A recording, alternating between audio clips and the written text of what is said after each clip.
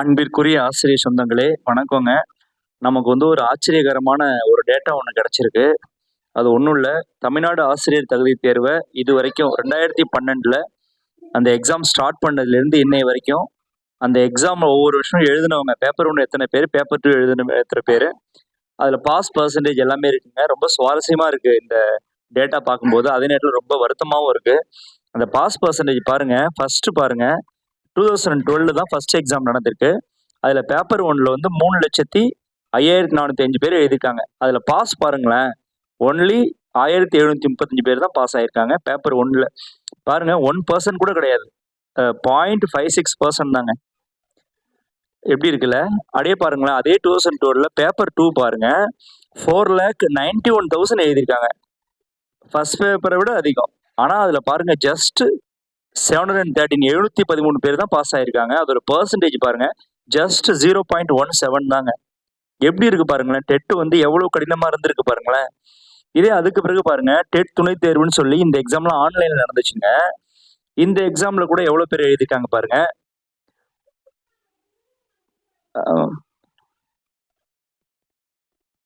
இது பாருங்க 2,78,000 பேர் எழுதியிருக்காங்க. பேப்பர் 1 துணைத் தேர்வு ஆன்லைன்ல நடந்தது.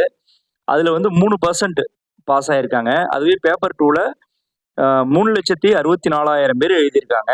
அதுல பாருங்க ஒரு 8,000 பேர் அதுல பாஸ் ஆயிருக்காங்க. அந்த பாஸ் பர்சன்டேஜ் 2. ஆனாலும் பாருங்க 0ல இருந்து 3%, 2% மாறி இருக்கு. இப்ப இது டிராஸ்டிக்கா எங்க இன்க்ரீஸ் ஆயிருக்குன்னு பாத்தீங்கன்னா 2013ல தாங்க. அது பாருங்க ஃபர்ஸ்ட் பேப்பர் வந்து 2,62,000 எழுதியிருக்காங்க. அதுல பாஸ் பாருங்க 30,592. அது வந்து 11%. அதுவே பாத்தீங்கன்னா பேப்பர் 2 வந்து 4 lakh எழுதியிருக்காங்க. அதுல வந்து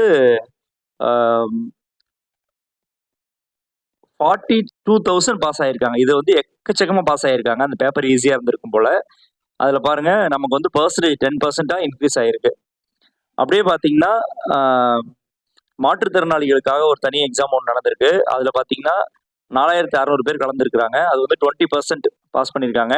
945. 2017ல நடந்த டேட்ல ஃபர்ஸ்ட் பேப்பர்ல வந்து 6% தான் வந்து பாஸ் பர்சன்ட். திரும்ப குறைச்சிட்டு பாருங்களேன். 2019ல 3% குறைஞ்சிருக்கு. அப்படியே பார்த்தோம்னா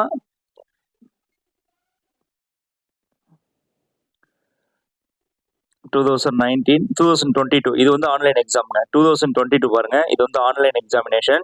இந்த ஆன்லைன் எக்ஸாம்ல பாத்தீங்கன்னா பேப்பர் 1ல 14%, பேப்பர் 2ல 6% பாஸ் பண்ணியிருக்காங்க.